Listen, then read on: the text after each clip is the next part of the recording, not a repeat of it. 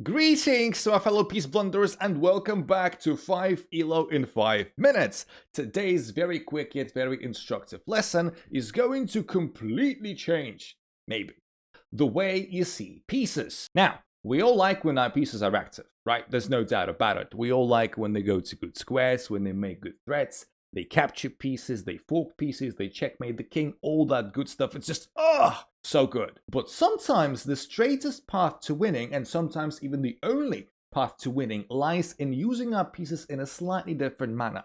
Using them just as a body, as a sack of meat, just stands there, does nothing except for the fact that it occupies a square and blocks something from happening. This piece is never going to take anything, this piece is never going to move because we put it on a certain square so it stays there and it doesn't move and it contains and annoys our opposition. And it may be the most overqualified piece on the board, even sometimes we don't care. It's the equivalent of Albert Einstein teaching high school physics. We just want the piece to do one basic, simplest job. Now, onto some examples of just this idea.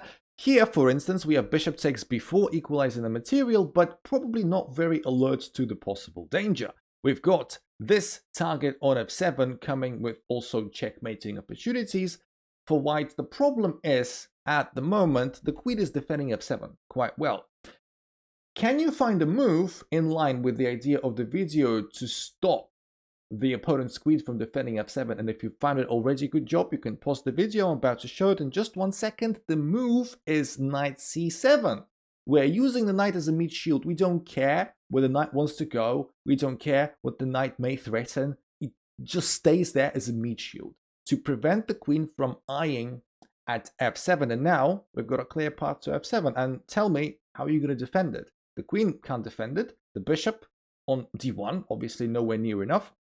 And the engine says it's already mate in 6. The threat is just simply unstoppable. The best way to do it, kind of, sort of, is queen c8, trying to maybe get the queen closer to action, but we just take on f7, king h8, and now another block. Another interesting idea here with knight e8. 2 blocks in 1. Again, this knight, okay, can facilitate the mate on g7 surely, but the idea of the knight, the main idea is to facilitate this mate. We've got 2 mating threats and you can't stop both. So there you go. Another example we're going to see is that sometimes you can even hop your piece onto a dangerous square. In the last one we had knight c7, it was protected by the queen, so it was okay. It couldn't really be captured. Well, it could, but it didn't make sense.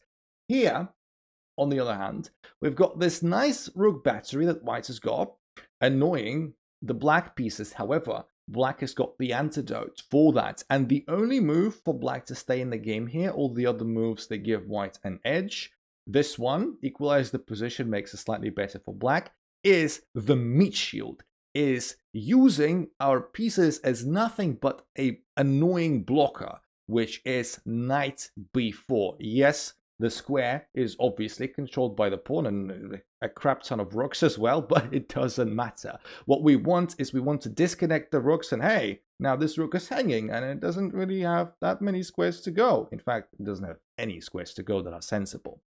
So the knight you can and should capture, may as well, but you're gonna lose the rook. And this is how the position gets a bit better for black, and using our knight as a meat shield despite the fact that we hang the knight literally. By the way, because the rooks are the pieces that are most often connected with each other along the file or along the rank, disconnecting them is a very, very common technique and something you definitely want to pay attention to, just placing the pieces in between the rooks and endangering them this way. And finally, tactics aside, using pieces as meat shields can also be very useful for strategic positional purposes. Boring, but if you want to get advanced, this is what you want to learn as well. For instance, in this position, we can play bishop c7, which is the best move and very, very clever. Obviously, the bishop is protected, and this knight is not going to haunt this bishop anytime soon. It's going to need to remaneuver somehow. In this position, it's not very feasible.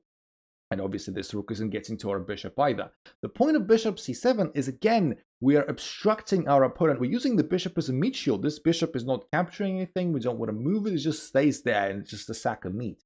We want it there so that after a couple of moves, some moves can happen. I'm not going to pay too much attention to them. What we want to do, the main idea here is that we want to use this bishop as cover so that behind that bishop, we can double up our rooks like so and take over this c file, which is strategically a very good idea for white in this position. And that is because now that we have this file under control, we can now very easily play rook c6, and we have yummy pawns along the 6th rank, which are all very vulnerable, very nice. And again, our bishop did absolutely nothing other than just stood there and looked great and was a good boy as we manipulated things behind the scenes. Just remember that when you do that, make sure that there aren't any pins, or your bishop is not hanging, etc, etc. Just be careful with this idea. So yeah, sometimes you just gotta disrespect your pieces a little bit. Treat them like a sack of meat, and it doesn't matter what they are, what they do, what their aspirations are, how many children they've got, doesn't matter.